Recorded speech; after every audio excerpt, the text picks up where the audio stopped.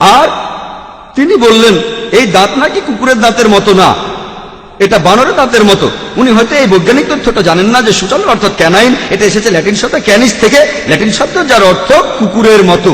আর canine মানে ক্যানিডা প্রজাতির পশুদের মতো, যেমন নেকড়ে, কুকুর ইত্যাদি। বিজ্ঞানীরা নাম দিয়েছেন ক্যানাইন, অর্থ কুকুরের দাঁতের মতো। আর মিস্টার জাভেরি বললেন এটা কুকুরের দাঁতের মতো না, এটা নাকি বানর বা শিম্পাঞ্জির দাঁতের মতো, বানরের মতো। আমি ওনার কথা মেনে নিয়েই আমার বক্তব্যকে প্রমাণিত করব, আর ওনার বক্তব্য ভুল প্রমাণ করব। যদি আমি মেনেও নেই যে এই দাঁতগুলো আসলে বানরের দাঁতের মতো, আপনারা কি জানেন বানরও ননভেজ খায়, বানরও উকুন খায়?